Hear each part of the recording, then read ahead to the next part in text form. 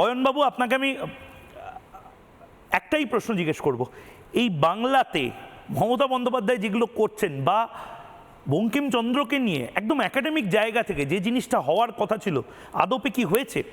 বঙ্কিমচন্দ্রের বাড়ির মানুষজন বলছেন বঙ্কিম ইউনিভার্সিটি পর্যন্ত উনি করেননি। নরেন্দ্র মোদী অন্তত ভাবছেন এটা নিয়ে। অয়নবাবু। একেবারেই তাই, একেবারেই তাই। দেখুন, এই জিনিসটা আমি প্রায় আমার 5 বছর আগের একটি লেখায় আমি এটা বলেছিলাম যে বঙ্কিমচন্দ্র চট্টোপাধ্যায়কে নিয়ে একটা খুব অপচেষ্টা করা হয়, তাকে শুধু নৈহাটির বঙ্কিম হিসেবে রেখে দেওয়ার চেষ্টা। আমরা তো বিগত কয়েক বছরে দেখেছি, তারও আগে দেখেছি, পশ্চিমবঙ্গে প্রায় 30-40টি ইউনিভার্সিটি আছে এবং আরো অনেক নতুন ইউনিভার্সিটি গজিয়ে উঠেছে। কিন্তু একটি ইউনিভার্সিটিকেও কিন্তু কেউ বঙ্কিমচন্দ্র চট্টোপাধ্যায়ের নামে নামকরণ করার কথা ভাবেনি।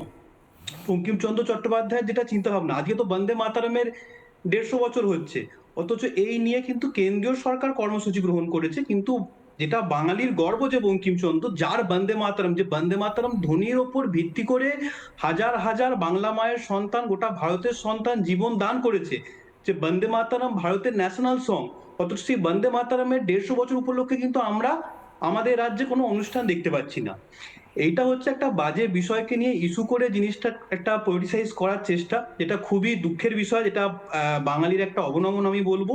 এবং সাহিত্য সম্রাট বঙ্কিমচন্দ্র চট্টোপাধ্যায়, তার লেখালেখি, তার বক্তৃতা, তার বন্দে মাতরম, এই নিয়ে আরো বেশি আলোচনা হওয়া উচিত। এটা আমরা করছি না, তার কারণ হচ্ছে একদল বুদ্ধিজীবী রয়েছেন, তথাকথিত বুদ্ধিজীবী, যারা বঙ্কিমচন্দ্র চট্টোপাধ্যায়কে দাগিয়ে দেন হিন্দু সাম্প্রদায়িক বলে, এবং তারা একটা বঙ্কিমচন্দ্র চট্টোপাধ্যায়কে মার্জিনালাইজ করে দিতে চান। সেই জন্যই বন্দে মাতারামের পুরো অংশটা গীত হয় না, বন্দে মাতারামের একটা বড় অংশকে কাটছাঁট করে বাকি অংশটাকে ন্যাশনাল সং হিসেবে গ্রহণ করা হয়। সেটা একটা সম্পূর্ণরূপে তোষামদের চেষ্টা। ঠিক, এটা ঠিক। আমাদের খুব দুঃখের বিষয় যে বন্দে মাতারামের নামে হাসতে অসম্ভব হাসতে দুঃখের হাজার বিষয়। হাজার মানুষ এবং প্রাণ এবং দিয়েছে। তার থেকেও বেশি দুঃখের বিষয়, মানসদার কাছে আমি যাব। মানসদা, যে মমতা বন্দ্যোপাধ্যায় পৃথিবীর সবচেয়ে পাওয়ারফুল নেতা এই মুহূর্তে যারা রয়েছেন, তার মধ্যে অন্যতম নরেন্দ্র মোদী, তাকে নিয়ে ক্রিটিসাইজ করছেন, কিন্তু নিজে বন্দে মাতরমটা প্রপারলি গাইতে পারেন না। কি বলবেন?